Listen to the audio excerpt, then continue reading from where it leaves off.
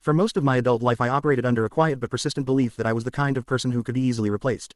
Not in a dramatic, self-pitying way, just a low-level background assumption that the things I contributed, the way I showed up, the specific version of me that walked into rooms and relationships and workplaces was nothing particularly irreplaceable. That someone else could do it just as well or probably better. That I was, in the most ordinary sense of the word, interchangeable. I did not say this out loud. I did not even fully think it in clear sentences. It lived below the level of conscious thought, in the choices I made and the way I held myself in rooms and the particular brand of smallness I defaulted to when something in me wanted to take up more space. My name is Cole. I am 30 now, and I want to tell you about the moment that belief finally broke.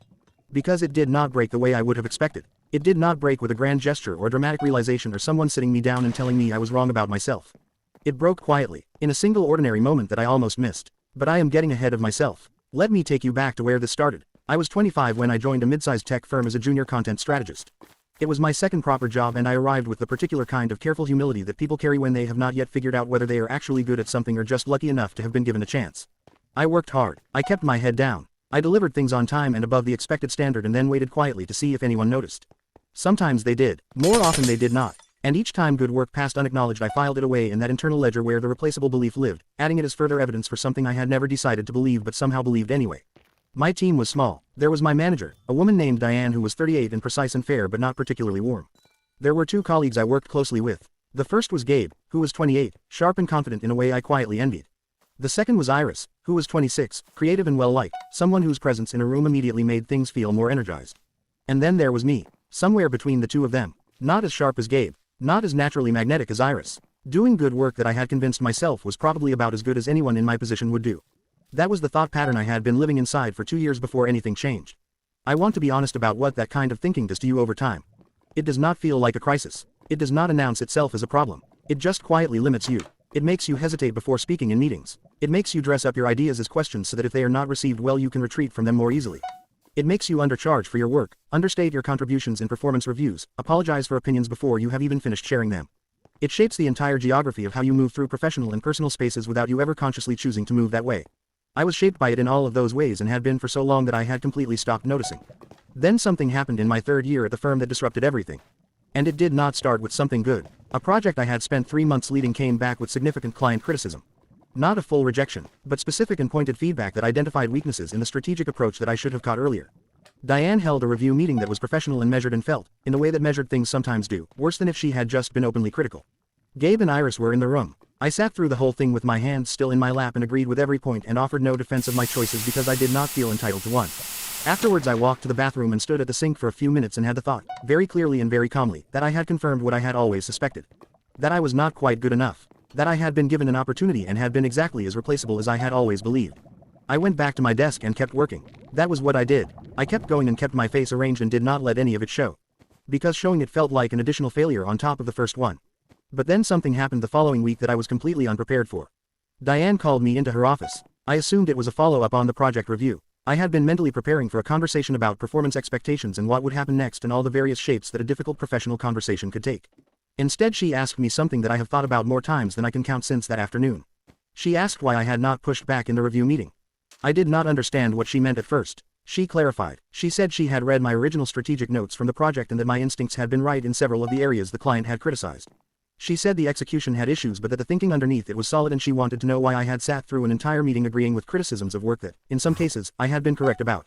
I did not have a clean answer for her. Because the real answer was complicated and sat much deeper than a single project.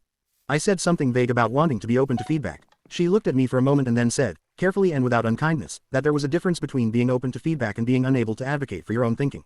And that the latter was something she had been watching in me for a while and wanted to name directly. I sat with that conversation for the rest of the day, and then the evening, and then several days after that, because she was right, and it was not just about that project. The inability to advocate for my own thinking was everywhere in my professional life. Every time I had softened an idea before sharing it, every time I had framed a contribution as maybe just a thought rather than something I genuinely believed in. Every time I had accepted a narrative about my own work without questioning whether the narrative was actually accurate. I had been replaceable, not because I actually was, but because I had been acting like I was. And there is a profound difference between those two things. What happened next was slow and deliberate and not always comfortable. I started paying attention to the moments when I minimized myself and trying to make different choices in those moments. It was not a dramatic transformation. It happened in small increments that were almost invisible from the outside. I started finishing sentences I would have previously trailed into questions. I started sharing opinions without the apologetic preamble. I started letting my actual thinking be in the room rather than a cautious, smaller version of it. Some of this was uncomfortable in the way that new things always are when they go against a long-established pattern. There were moments when I said something directly and felt immediately exposed and wanted to walk it back. I did not always walk it back. That was the difference. Gabe noticed something had shifted before I told him anything. He mentioned it one morning in the way that observant people do, casually and without making a production of it. He said I seemed different lately, more present somehow. I did not explain fully. I just said I was working on some things. He nodded and did not push, and then we talked about something else. But the comment stayed with me. More present. That was exactly what it was. I had been showing up to my own professional life at partial presence for years, keeping the fuller version of myself in reserve against a risk I had decided was too great. The risk of being seen clearly and still being found to be not enough. The moment that finally, fully broke the old belief came about 5 months after that conversation with Diane. I was presenting a new content strategy to a room that included 2 senior stakeholders I had not worked with directly before. Halfway through the presentation, one of them interrupted with a challenge to a key element of the strategy.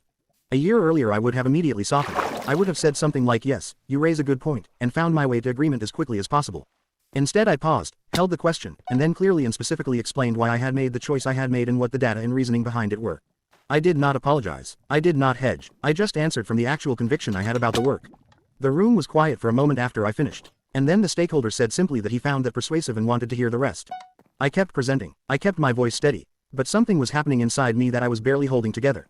Not because of the external validation exactly, but because in that moment I had been in the room, fully in the room, as myself, with my actual thinking, and it had been enough. More than enough. I sat in my car after that meeting for a few minutes before driving home. Not to prepare for something. Just to let the moment be what it was. I am 30 now. I still have days when the old belief whispers. When I hesitate before speaking or feel the pull toward smallness in a room where something in me wants to take up more space. The pattern does not disappear just because you understand it. But I hear it differently now. I hear it as an old story rather than a current truth. And hearing it that way means I can choose not to follow it. The belief that you are replaceable is almost never an accurate assessment of reality. It is almost always an old protection. A way of making yourself smaller before anyone else can decide to do it for you. And it costs you, quietly and continuously, in every room it follows you into. You are not interchangeable. The specific way you think, the specific things you notice, the specific version of presence you bring when you decide to bring all of it, that is not something anyone else can replicate. It is yours, and it is worth putting in the room. Leave a comment below and tell me if this felt familiar. Tell me about the moments you made yourself smaller than you needed to and what it cost you. This space is for that honesty. Share this with someone who does not yet know they are not replaceable.